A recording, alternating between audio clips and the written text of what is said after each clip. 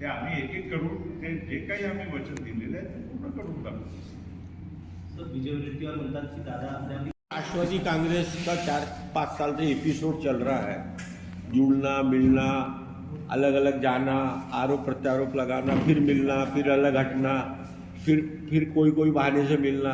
ये स्क्रिप्टेड है कि होते जा रहा है ऐसा, कि अपने आप होते जा रहा है कि इसकी कहानी लिखी गई थी 4 साल पहले? कोई स्क्रिप्टेड नहीं है, परिस्थितिवश जैसा समय आता है जीवन में कोई भी. सर आप केंद्र और राज्य दोनों सरकारों में शामिल आपके प्रयासों को घेर कर प्रोजेक्ट आगे बढ़ा था.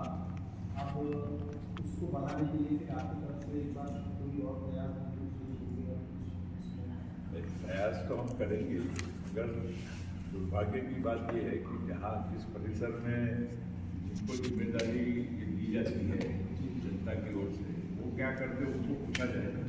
खासदार भी वहाँ दूसरे हैं और आमदार भी दूसरे हैं. उनको अगर पूछा जाए कि भाई किस तरह से उन्होंने अपनी जिम्मेदारी को निभाया है तो ज़्यादा जरूरी है. स्वतःच्या जबाबदारी पार पाडत नाही आणि त्या भागाच्या विकासाकडे कम्प्लिटली दुर्लक्ष केला गेला आहे. साकोली विधानसभा म्हणजे महाराष्ट्रात सर्वात मागासलेला भाग म्हणायला हरकत नाही आणि तिथलं प्रतिनिधित्व कोण करत आहे आणि तिथले खासदारची पण प्रतिनिधित्व कोण करत आहे ते त्याला सगळ्यांनी आत्मचिंतन करावं. जे आमची जबाबदारी होती ते आम्ही निश्चित पार पाडण्याचं काम केलं. आम्ही प्रकल्प तिथे आणण्याचं काम केलं. मग त्याचा पाठपुरावा करून पूर्णतः त्याला करून घेणं ही जबाबदारी ज्यांच्याकडे होती त्यांनी कधीही त्याच्याकडे पाहिलं नाही आणि त्यामुळे अशी परिस्थिती निर्माण झाली आहे. तरी देखील भंडारा गोंदिया जिल्ह्यामध्ये एका प्रकारे विकासाच्या आणि बाकीच्या लोकांच्या सर्वसामान्यांच्या जे प्रश्न आहेत ते सोडवण्याचं काम आम्ही सतत करत आलेलो आहोत आणि यापुढे करत राहणार. आणि त्यामध्ये जे जे काही प्रकल्प, मोठे प्रकल्प, लहान प्रकल्प थांबलेले आहेत त्याच्यासाठी आम्ही पाठपुरावा माझ्या नक्कीच करून ते पूर्ण करायचं आम्ही तयारीत आहोत. निवडणुकीत तुम्ही कार्यक्रम करूनच टाकला होता जवळजवळ 200 पदाचं कुठे काय घोळ झाला आहे? कार्यक्रम जवळपास झालंच आहे, पण ठीक आहे. आम्हाला लोकशाहीमध्ये अशा गोष्टीचा शेवटी जनतेच्या जे काय मत असेल, जास्त कमी जे काय असेल, पण शेवटी आपल्याला ते सन्मान करावंच लागते आणि त्याच्यासाठी काही मला दुसरं काही बोलायचं नाही. पण एक नक्की आहे की जे स्वतःला फार महान समजत होते आणि सगळ्या भारी आणि काय काय टायटल लावून बसलेले होते, आता तिथेच राहिले, थांबले, धरून बसले. सर आपण मागच्या वर्षी बोलले होते की नवी मुंबईचे विमानतळ सुरू होताच आपण गोंदियावरून मुंबई पुण्याचे फ्लाईटचे करा. आता मुंबईचं विमानतळ मार्चमध्ये सुरू होत आहे बहुतेक, तर काय राहणार आहे आपली प्राथमिकता? मुंबईच्या नवीन विमानतळ सुरू झाल्यानंतर आपण नक्कीच प्रयत्न करणार आहोत. मुंबई आणि गोंदियाच्या डायरेक्ट फ्लाईट कनेक्टिव्हिटी चालू झालं पाहिजे. त्या हिशोबानं आपण सुरू होऊ द्या, त्याप्रमाणे काम करूया.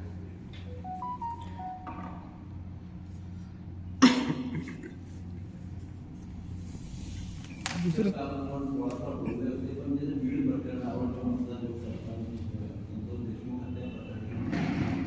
राष्ट्रवादीचे मोर्चामध्ये प्रकाश सावंत होते जाणणार, त्यांनी पण एकदम विरोधात भाषण दिला होता. तिथं सुरेश दसकर होते ते भाजपचे आहेत, पण प्रकाश सावंतने पण धनंजय मुंडे मंत्री यांच्यावर संतोष देशमुखचा हत्या प्रकरण अतिशय दुर्दैवी आहे, दुःखदायक आहे, धक्कादायक आहे आणि त्या असा प्रकरण कधीही घडायला नको हे या मानसिकतेचे आम्ही आणि सगळ्या महाराष्ट्राची जनता आहे.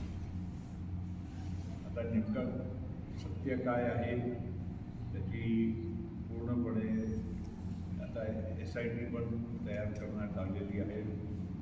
मुख्यमंत्री महोदयांनी जे गृहमंत्रीचा पण पदभार आहे त्यांच्याकडे ते अतिशय गांभीर्यानं या प्रकरणाला घेतलं आहे आणि आम्ही पूर्णपणे याच मताचे आहोत की चौकशी होऊन जे कोणी गुन्हेगार असेल, कोणाचा जवळचा असेल, लांबचा असेल, तो विषयच नाही आहे. असा प्रकरण घडलं तर त्याची शिक्षा आरोपींना झालीच पाहिजे. त्या अनुषंगानं आता आपण पाहत आहोत की पोलिसांनी अनेक लोकांची अटक केली आहे आणि आता त्याच्यामध्येही पूर्णपणे त्याची चौकशी विधिवत चालू आहे आणि राष्ट्रवादी काँग्रेस पक्ष की त्यात काही पक्षाचा काय हा विषय नाही आणि त्यामुळे कुठलाही आमच्या आमदारांनी की BJPच्या आमदारांनी की इतर कोणी या प्रकरणामध्ये त्यांचा मत मांडण्याचं काम केलं असेल तर त्याच्यामध्ये आम्ही काही वेगळा अर्थ काढत नाही. हे गुन्हा आहे आणि गुन्हेगारांना सजा झाली पाहिजे. त्याच्या पलीकडे राजकारण कोणी यामध्ये आणू नये. सर, महाराष्ट्र में जो है अभी तीनों दलों की महायुति बनकर के विधानसभा का चुनाव लड़ा आप लोगों ने महायुति में, और अच्छा रिजल्ट भी आया. क्या ये युति जो है आने वाले नगर परिषद निकाय चुनाव में भी कायम रहेगी? महाराष्ट्र की जनता ने बहुत अच्छे एक जनसमर्थन के साथ भारी बहुमतों से महायुति की सरकार महाराष्ट्र में स्थापित की है और मैं महाराष्ट्र की जनता को धन्यवाद तो दे दूँगा ही, लेकिन इतना मैं जरूर कहूँगा कि यहाँ 3 बड़ी पार्टियों का एक युति में साथ जाना होता है, वो बड़े चुनाव में लोकसभा और विधानसभा में तो बहुत आसानी से संभव होता है, लेकिन जहाँ छोटे चुनाव आते हैं वहाँ पर स्थानिक परिस्थिति देखकर अगर हम जहाँ आपस में तालमेल कर सके तो जरूर करने की कोशिश करेंगे. जहाँ नहीं भी होगा तो उसमें लड़ाई अगर एक दूसरे के सामने भी होती है, मगर जब कोई सत्ता का या कोई केंद्र बनाने की बात आती है तो उसमें निश्चित हम लोग एक दूसरे के साथ समन्वय जमाने का काम करेंगे. गोंदिया जिले के पालक मंत्री के रूप में आपकी फर्स्ट चॉइस क्या है? अभी पालक मंत्री के पद एक दूसरे पार्टी के साथ चर्चा 1-2 दिन के बाद फाइनल होगी. जब फाइनल होगी उसमें फिर जो होगा बताएंगे. नहीं, फर्स्ट चॉइस क्या है आपकी? मेरे डिसाइड तो आपको ही करना है. मैं सरकार में नहीं हूँ. ये आप बोलो, मानो या ना मानो, चॉइस आपकी चलेगी. असेल की बाळाचा छोड मला माहीतच नाही. त्या विषयावर मला आज चर्चा करणं शक्य नाही. मी तुम्हाला कसं पाहिजे चुकीचं सांगतो. अच्छा, अगर दिल्ली के बारे में बताइए.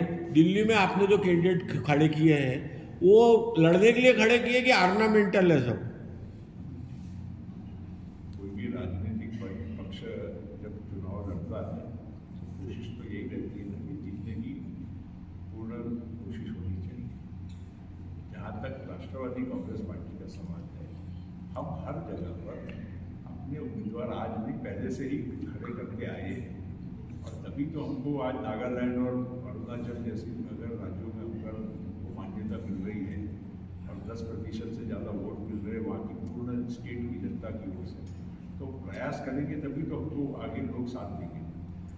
दिल्ली में भी हमने पूर्व काल में हमारे विधायक वहाँ से भी चुन कर आए हैं. जो आज वर्तमान में BJP के सांसद है रामवीर बुद्धू, वो पहले NCP के हमारे MLA थे, हरियाणा में थे, हमारे उत्तर प्रदेश में रहे, बिहार में रहे, गुजरात में रहे.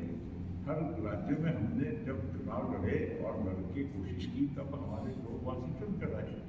तो इसीलिए राष्ट्रवादी कांग्रेस पार्टी अपनी राष्ट्रीय मान्यता को प्राप्त करने के लिए अब एक राज्य और हमको हासिल करना है जहाँ पर हमको 6% वोट कम से कम मिले. उसकी भी हमारी प्रयत्न है. और जहाँ जहाँ हमारी स्थानिक इकाइयाँ हैं वहाँ की हमारी इकाइयों में जो अच्छे काम करने वाले लोग हैं उनको लड़ने का मौका जरूर मिलना चाहिए. और उसमें से ही कई बार संभव हमारे लोग जीतकर भी आते हैं. ये बात भी उसकी सच है. अभी चल रहा है ये जारी सूची अभी जारी की है, अगर अभी आगे जाके फाइनल करेंगे। अभी तो टाइम है, अभी वहाँ का नोटिफिकेशन भी अभी 5-6 तारीख के बाद ही आने की संभावना है। सर वो भी 1-2 दिन में बैठ के फाइनल करेंगे। सर ये गठबंधन अभी जो कैबिनेट की विस्तार हुआ वो 2.5 वर्षों का बताया जा रहा है कि 2.5 वर्षों तक ये कार्यकाल रहेगा, 2.5 वर्षों के बाद फिर से रिशफल होगा। तो क्या ऐसे में गोंदिया जिले से स्थानीय व्यक्ति को किसी को प्रतिनिधित्व मिलेगा या एनसीपी की ओर से बडौली जी को? काल्पनिक प्रश्न 2.5 साल बाद का आज मैं नहीं दे सकता। पार्टी की ओर से यही कहा जा रहा है कि 2.5 साल के लिए वडेट्टीवारने आरोप लावला की जिथं आम्ही कराडला कोठडीमध्ये दिलेली आहे तिथं त्यांच्या सेवेसाठी 5 कॉलम आणले, त्यामुळे यापूर्वी गरज नव्हती का? आता कोणी काय म्हटलं त्याचं उत्तर मी ते त्यांचा उद्देश असा होता की सेवा केली जात आहे त्याची. असा आहे तर वडेट्टीवारला जास्त माहीत असेल ते काय चाललं आहे, ते जाऊन पाहून आले असेल ते काय मला माहीत नाही, कोणत्या आधारावर बोलले ते मला माहीत नाही. एवढंच मी म्हणेन की गुन्हेगार हे कोणी असेल, वाल्मिक कराड असेल तर वाल्मिक कराड, आणखी कोणी असेल त्याच्या मागे कोणी असेल, चौकशी करून जे काही असेल तथ्य सत्य त्याच्यावर पोलिसांनी कडक कारवाई केली पाहिजे. म्हणजे वडेट्टीवार जे आहेत विरोधी पक्षनेते सध्या नाही आहे, त्याची सुरक्षा जी आहे ते आता काय विरोधी पक्ष नेतेचं पद पुढच्या 5 वर्ष कोणाकडे जाणार नाही हे मी तुम्हाला फक्त माहिती सांगतो. तर त्यांची मग सुरक्षा ते काढण्यात येणार नाही. कोणाची सुरक्षा पदाच्या आधारावर तर नक्कीच राहते, पण त्याचबरोबर सिक्युरिटी थ्रेट किंवा परसेप्शन किंवा नक्सलाइट एरिया कार्यक्षेत्रामध्ये काय परिस्थिती आहे ते सगळं पाहूनच क्लासिफिकेशन ऑफ सिक्युरिटी पदाच्या भरोशावर नसते. सर नक्सली आहे ते बाकीच्या काही गोष्टी असतात. त्या पदाच्या त्यांना काय परसेप्शन राहिलं ते पोलीस त्याला असेसमेंट केल्याशिवाय देत नाही. सर अभी जो मंत्रिमंडल में विस्तार हुआ तो एक जिले से 2-2, 3-3 मंत्री पद बने, तो गोंदिया भंडारा से लगभग 6 विधायक चुनके हैं, तो एक भी मंत्री पद नहीं मिला, तो ऐसा लगता नहीं क्या गोंदिया भंडारा विधानसभा के जो विधायक हैं उनके इसके हमसे ज़्यादा MLA चुनकर आए उनका पूछे. क्या सर अब भी कोई एनसीपी, शरद गुट और अपने अजीत पवार के जी के बीच में कोई अभी भी गठबंधन की वापस एक होने की संभावना बनी हुई है? मैंने कल ही कहा, इस प्रश्न का मुझे उत्तर देना था कि अगर लोग हमारे जो ग्रुप हुए हैं, हमारी पार्टी तो एनसीपी है, अगर सब मिलकर अगर हम साथ आ सकते हैं और पवार फैमिली अगर साथ में एक हो सकती है तो उसमें हमें तो खुशी होगी. सब गोंदिया नगर परिषद की हालत बहुत ख़राब है. गोंदिया नगर आप बोल सकते हैं मैं चुना हुआ नहीं हूँ, MLA नहीं हूँ, सब बोल सकते हैं, पर लोग आपके तरफ भी देखते हैं. कारण क्या है, वहाँ CO नाम की कोई चीज़ ही नहीं है. साल भर से कोई CO वहाँ दिखता नहीं है, अधिकारी कर्मचारी मिलते नहीं है. पूरे शहर की व्यवस्था बहुत ख़राब है. साफ सफाई की बोलो, मच्छर की बोलो, स्कूलों बहुत ही वर्स्ट कंडीशन चल रही है गोंदिया की. सड़क की बोलो, और कोई अधिकारी कर्मचारी मिलता नहीं है. जनता बहुत दुखी है. इसके लिए आप क्या करें? कुछ चीज़ें मेरी आपसे विनती है कि आप पूछते हैं जरूर, मैं उसमें कोई इनकार नहीं कर सकता. मैंने पहले ही बोला आपका मगर बहुत सारी चीज़ें एक्चुअली जो यहाँ के चुने हुए आमदार होते हैं, चुने हुए खासदार होते हैं, जरा उनके पास भी ये सब चीज़ों के ऊपर थोड़ा ज़्यादा ध्यान देने के लिए मैं आपके माध्यम से विनती करता हूँ. सर पिछले 3 साल हो जाएंगे सर इस फरवरी को कि गोंदिया नगर परिषद में मतलब कोई भी यहाँ पे महाराष्ट्र में चुनाव नहीं हुए, तो क्या अड़चने और कब तक दूर होगी? स्थानिक जो चुनाव है नगर पालिका, महानगर पालिका और जिला परिषद हमारे यहाँ नहीं है, मगर बाकी बहुत सारे महाराष्ट्र में करीब जिला परिषद पंचायत समिति के चुनाव बाकी है.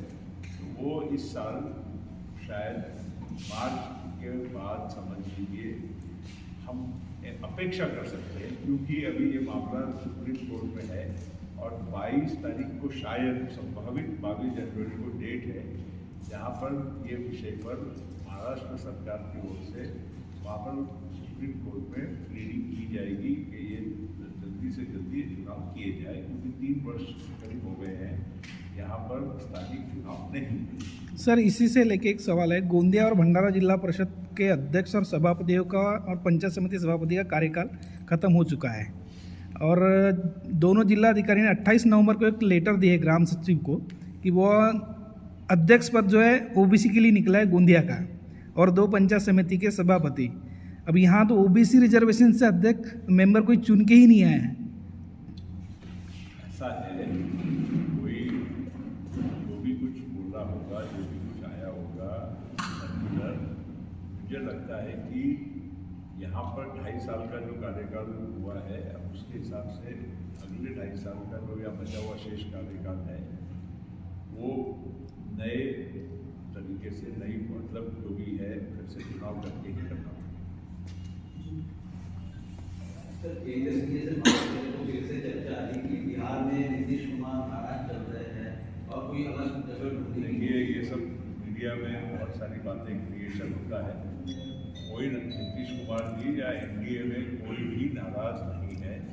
एनडीए एक सशक्त एक मोदी जी के नेतृत्व में काम करने का पूरा सिलसिला जारी है।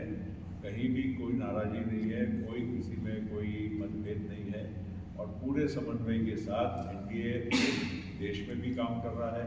आज महाराष्ट्र में भी आपने देखा महायुति की शानदार विजय हुई और उसी तरह से नीतीश कुमार जी और जेडीयू और बाकी के भी बहुत सारे दल जो है एनडीए में बिहार में आगे आपको अप्रैल मई में जब भी चुनाव होंगे तो शानदार विजयी वहाँ पर भी प्राप्त करके दिखाएंगे।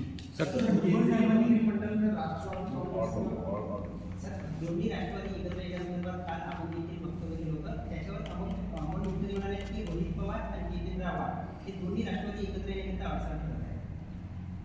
असा आहे, मी बोलल्यानंतर बाकी कोण काय बोलले मला माहीत नाही।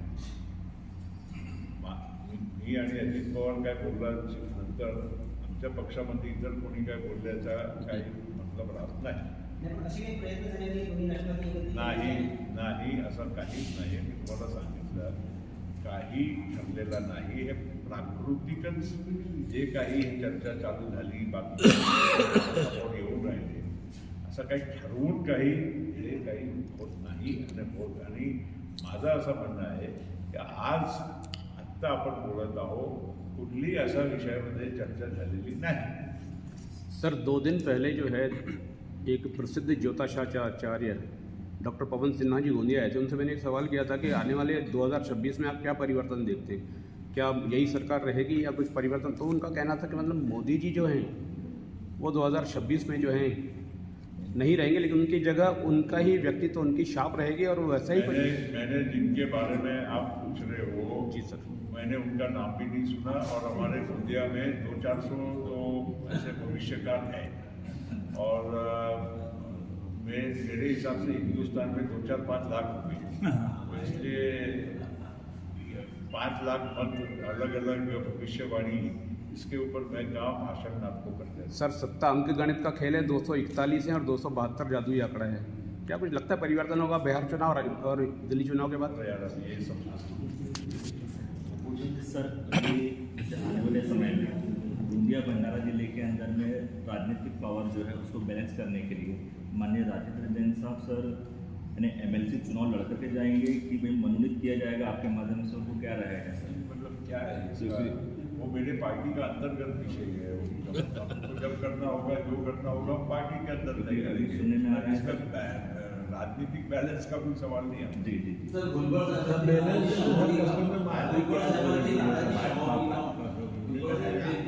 भुजबळ साहेब आमच्या पक्षाचे ज्येष्ठ नेते आहेत आणि त्यांच्याशी जे काही बोलायचं असेल आम्ही बोलू। बाकी काही असा नाराजी आहे बाकीच्या गोष्टी आहेत असं समजू नका। आम्ही वेळोवेळेवर त्यांच्याशी बोलत आलेलो आहोत आणि जे काय असेल त्यांची सूचना त्याप्रमाणे आम्ही काही ना काही मार्ग काढू। सर केंद्रीय मंत्रिमंडल में राष्ट्रवादी कांग्रेस पार्टी को अभी तक कोई स्थान नहीं मिला है। ये आगे मतलब सर सभी इच्छा है कि सब आपको वो प्रश्न नहीं आप इस